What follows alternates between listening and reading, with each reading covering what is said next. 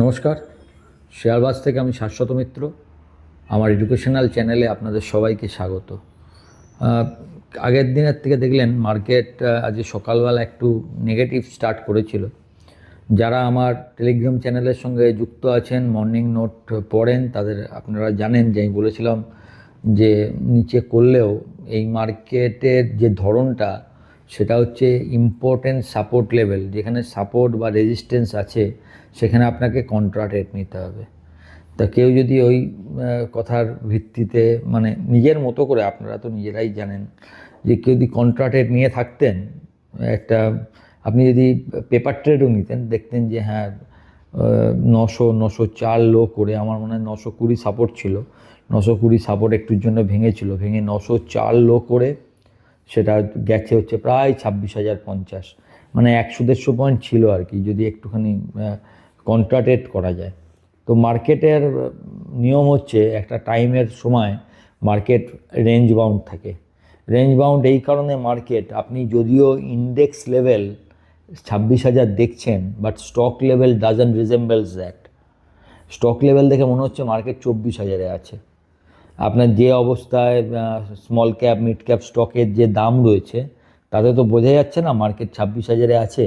ফলে মার্কেট বাড়তেই পারে, বড় স্টক কিছু স্টক দিয়ে মার্কেটকে আপনি ওপরে থাকতেই পারে মার্কেট।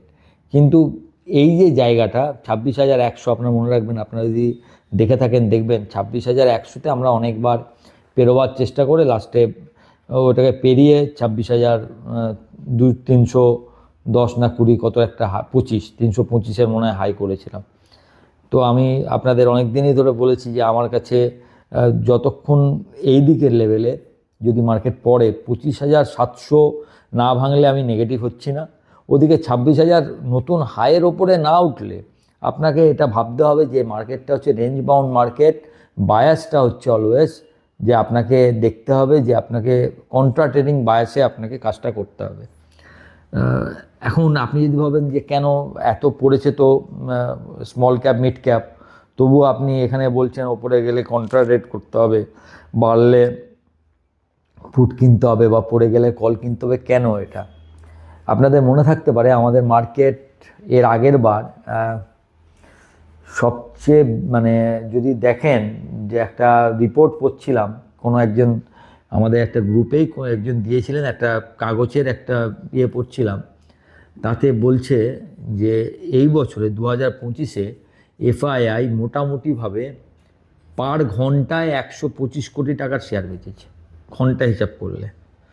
এটা হচ্ছে সেকেন্ড বেস্ট, মানে সেকেন্ড হাইয়েস্ট সেলিং বলছে।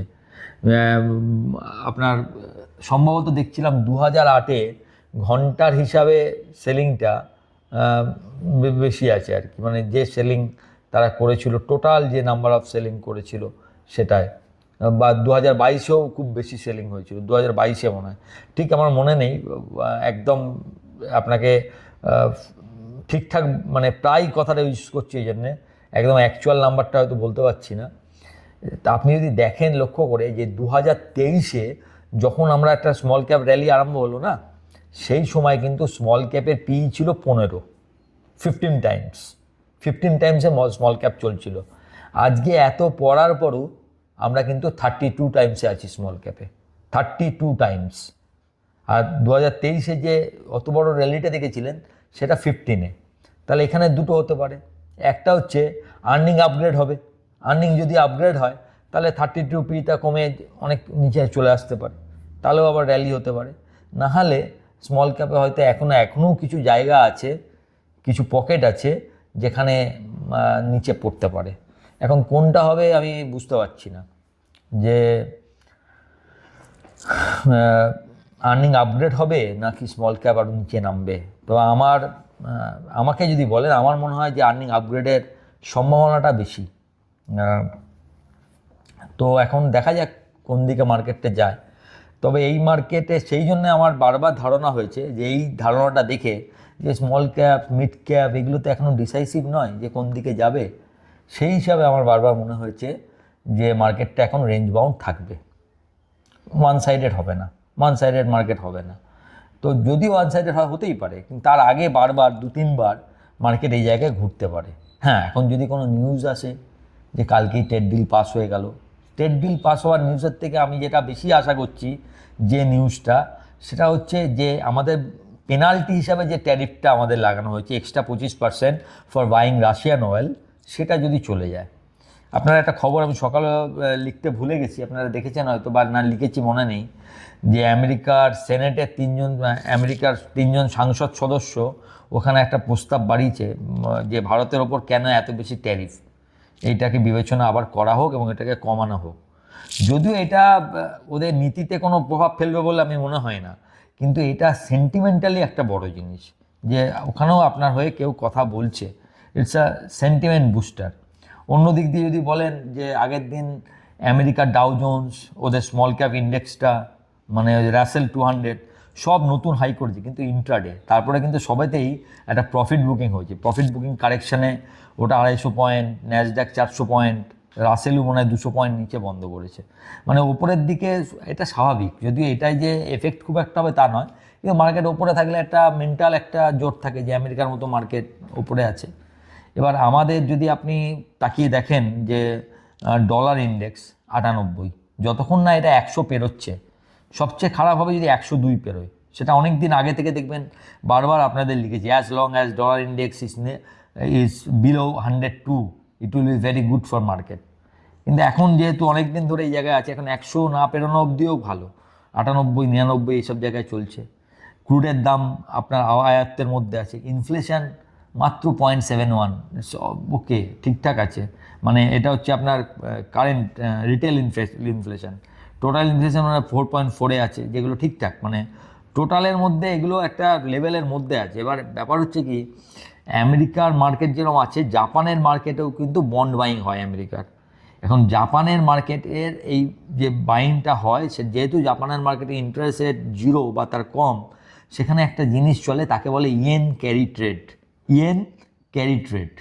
এখন এই ইয়েন ক্যারি ট্রেডে একটা বিওজির মনে হয় কবে একটা ডিসিশান আছে, আমি ডেটটা ভুলে যাচ্ছি, 17 তারিখ না 18 তারিখ আছে মনে হয় সম্ভবত, রেট ডিসিশান।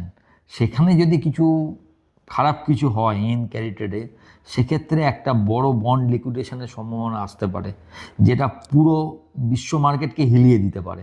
আমি জানি না এসব হবে কি না, বাট দিস আর দ্য মানে পসিবিলিটিস। আমরা তো এটা তো পসিবিলিটিসেরই একটা খেলা। আপনি তো জানেন না কোনোটা হবে, এটা জানতেন তাহলে তো বিশাল হয়ে যেত না, আমরা কেউ জানি না। তো পসিবিলিটিসের খেলা হিসাবে ওই জায়গাটার একটা ভয় আপনাদের সবসময় আপাতত আছে, যতক্ষণ না ওটা হয়ে যাচ্ছে। এই উইক না পরের উইকে আছে আমার ঠিক মনে নেই, আমি আপনাকে পরের দিন দেখে, পরের দিন যেদিনকে ভিডিও করব দেখে বলে দেবো ডেটটা কবে আছে। এই একটা ব্যাপার আছে। সেকেন্ডলি পজিটিভ দিক দিয়ে একটা ব্যাপার আছে যে আমাদের দেখুন সবই হয়ে গেছে মোটামুটি। আমাদের তো ইন্টারনাল ইকোনমি এই মুহূর্তে সেরকম খারাপ কিছু নেই, সবাই আমাদেরকে আপগ্রেড করছে। সে মেরিল ফিচ বলুন আর S&P বলুন, সবাই তো মোটামুটি মুডিজ বলুন, সবাই ভারতের মার্কেটকে আপগ্রেড করেছে, মার্কেটের আমাদের জিডিপির অ্যাজামশান সেটাকে বাড়িয়েছে। তো সেসব দিক দিয়ে তো মার্কেট আপনি খারাপ কোনো দিকে বলতে পারবেন না। প্রবলেমটা একটা দিকে এখন দাঁড়িয়েছে, কোনটা? একটা হচ্ছে টাকার দাম। টাকার দাম সেন্টিমেন্টালি খুব নেগেটিভ, প্রতিদিন নতুন লো করছে। কিন্তু টাকাকে প্রতিদিন নতুন লো করছে কারণ আমার তার থেকে বেশি এটা মনে হচ্ছে একে আরও লো করতে দেওয়া হচ্ছে ফর গিভিং আপাতত কিছু সুবিধা এক্সপোর্টারদের, নাহলে এক্সপোর্ট হবেই না। যে ধরনের আমাদের ওপর ট্যারিফের চাপ, এখন এক্সপোর্টারদের সুবিধা দেওয়ার জন্য সম্ভবত এটা হচ্ছে। আশা করি যদি এই 25%, মানে পৃথিবীতে মাত্র এখন মনে হয় 2 না 3টে দেশের ওপর মনে হয় আমেরিকার এই 50% ট্যারিফ রয়েছে, তার মধ্যে আমাদের একটা। এবং তার কারণ হচ্ছে আমরা ওদের কথা অনুযায়ী আমরা ট্রেড ডিলে রাজি হইনি, আমরা ওদের টার্মসে কাজ করতে রাজি নই, সেই কারণে এখনও ট্রেড ডিল হয়নি। এবং সেটাও অদূর ভবিষ্যতে কবে হবে আমাদের জানা নেই। কিন্তু আমরা আশা করতে পারি, যেহেতু রাশিয়ান অয়েল কেনাটা নিয়ে অনেকটা একটা সমঝোতায় পৌঁছানো গেছে, বা রাশিয়ার সঙ্গে অলরেডি আমেরিকার একটা ভালো কথাবার্তা চলছে, যেখানে রাশিয়া ইউক্রেনের যুদ্ধটাও থেমে যেতে পারে। এই সব মিলিয়ে একটা পরিস্থিতি এসছে যেখানে আমাদের সঙ্গে এই ব্যাপারটা একটু কমতে পারে। এই যে ধরনের প্রেশারটা আমাদের ওপর আছে, সেই প্রেশারটা কমতে পারে।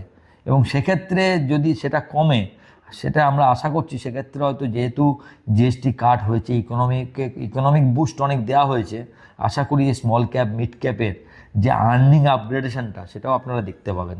আর যদি আর্নিং আপগ্রেডেশন হয় তাহলে তো এটা 32 পি থাকবে না, সেক্ষেত্রে পিটা কমে আসবে, সেক্ষেত্রে আবার একটা ভালো একটা rally in small cap and mid cap হয়তো আমরা দেখতে পাবো। বাট এগুলো সবই সম্ভাবনার কথা। Third quarter result will B a very very important one, কারণ জিএসটি কাট হয়েছে, জিএসটি কাটের এফেক্টটা কিছুটা আমরা এই থার্ড কোয়ার্টার রেজাল্টে বুঝতে পারবো। তো দেখা যাক সেই রেজাল্টগুলো কীভাবে আসে এবং সেই রেজাল্টগুলো আমাদের ইকোনমিকে কতটা বুস্ট করতে পারে। নিফটির ক্ষেত্রে আমার ধারণা এখনও একই, এই 26,087 আজকে বন্ধ হয়েছে। এখানেও আমি আপনাকে একটা কথাই বলবো, যদি 26,100 পেরিয়ে বন্ধ করে কোনো খবর ছাড়া, উইদাউট নিউজ হলে তো কালকেও 26,500 হতে পারে বা 25,700 হতে পারে, আমার জানা নেই। উইদাউট নিউজ যদি 26,100 পেরিয়ে বন্ধ করে, সেক্ষেত্রে আরেকবার নতুন হাই, এবং সেটা হবে হচ্ছে তার জন্যও কিছু পজিটিভ অন্তত একটা কি বলে না কভার চাই, যে হ্যাঁ এটাও হতে পারে, এটা হবে, আমি জানি না। কিন্তু এই জায়গাটায় না হলে মার্কেট আবার এই 26,100 থেকে হয়তো 25,800-900, আবার সেখান থেকে মার্কেট তখন ভাববে যে কি করব, আমি 25,500-200 দিকে যাব না নতুন হাইয়ের দিকে যাব। একবারে চলে যাবে বলে আমার এখনও মনে হচ্ছে না যেরকম অবস্থা। কারণ দেখুন আমাদের যেরকম আইটি ইন্ডেক্স, মেটাল তো একটা স্বপ্নের রানে আছে। সোনা রূপোর দামগুলো দেখেছেন? মানে আমি সেদিনকে দেখছিলাম, যদি জানুয়ারি 1 তারিখে কেউ রূপো কিনতো, তার 1 বছরে টাকা ডবল হয়ে গেছে। 1 লাখের নিচে ছিল, 99,000 98,000 এরম দিকে ছিল, সেটা 2 লাখ। আর সোনা কিনলেও সেটাও প্রায় আপনার 90,000 এরম দাম ছিল, সেটা 1,35,000, সেটাও 50% রিটার্ন। তো এই যে হিউজ চলেছে সোনা রূপো, সব কিছু বলার নেই। এবং কপার, তার সঙ্গে কপার, বেস মেটাল, বহু মেটাল 1 বছর বা 3 বছরের হাইতে, অ্যালুমিনিয়াম যেমন 3 বছরের হাইতে আছে, copper life time high, nickel. এখন ব্যাপার হচ্ছে কেন এগুলো এত বাড়ছে, আপনি যদি আমাকে জিজ্ঞেস করেন, দেখবেন আমাদের যত এআই হবে তত এইসব মানে এগুলোর জন্য প্রচুর পরিমাণ রেয়ার আর্থের প্রয়োজন হয়, রেয়ার আর্থ বাড়ছে।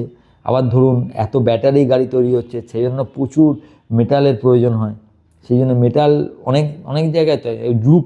রূপো এখন বহু কাজে লাগছে, এতে তো লাগছেই, টেআই তো লাগছেই, তার সঙ্গে লাগছে হচ্ছে ওষুধ তৈরিতে একটা রূপো একটা ভালো ইনগ্রেডিয়েন্টস। তো এইসব কারণে। আর সোনাটা কেন বাড়ছে তাহলে আপনি বলবেন?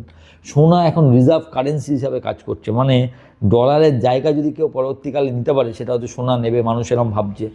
আপনি দেখেছেন আগের মাসে রাশিয়া আর চায়না কত তাদের গোল্ড রিজার্ভ বাড়িয়েছে, ওদের যে নতুন হিসেব দিয়েছে। তো ইটস একটা আলাদা আইডিয়া তৈরি হচ্ছে যে গোল্ডটাকে মেন, মানে এখন ডলার কি হবে, ডলারের থেকে ভরসা বেশি মানুষ গোল্ডে করছে। তাই গোল্ড যে শুধু ভারতে পড়ে বলে বাড়ছে তা নয়, বা গোল্ডটা কোনো ভারতেরই, অনেকের একটা ধারণা আছে আমাদের দেশে গোল্ডের দাম কেন বাড়ছে, বা আমাদের সরকারের হাতে বা দেশের হাতে গোল্ড নিয়ন্ত্রণ করার কোনো ব্যবস্থা নেই। সেটা একটা ইন্টারন্যাশনাল কমোডিটি, এবং ইন্টারন্যাশনাল নিয়মেই এর বাড়া কমা হবে। তো দেখা যাক কোথায় গিয়ে থামে। তবে লোকে যা বলছেন যে গোল্ড নাকি এবছরের মানে 2026-এ যদি 2 লাখ টাকা চলে যায়, ওখানে নাকি অবাক হবেন না। তো let's see what will happen. Crude দেখুন $62 আছে, এটা আমাদের পক্ষে ভালো যে আমাদের এখন অনেক দেশ কী করছে, এই অন্তত তাকে আমদানিটা কমানোর জন্য, যাতে ট্রেড ডেফিসিটটা না বেড়ে যায়, সেই জন্য গোল্ডের ওপর হয়তো দেখতে পারেন পরবর্তীকালে হয়তো আমদানিটা, গোল্ড সিলভার আমদানিটা হয়তো একটু সরকারের ওপর কোনো হয়তো ট্যাক্স লাগালেও লাগাতে পারেন বলে আমার ধারণা। লেটস সি কী হয়। ভালো থাকবেন। ভিডিওটা ভালো লাগলে একটু লাইক, শেয়ার, এবং যারা প্রথমবার দেখছেন সাবস্ক্রাইব করবেন এবং আমার টেলিগ্রাম চ্যানেলের সঙ্গে যুক্ত থাকবেন। নমস্কার।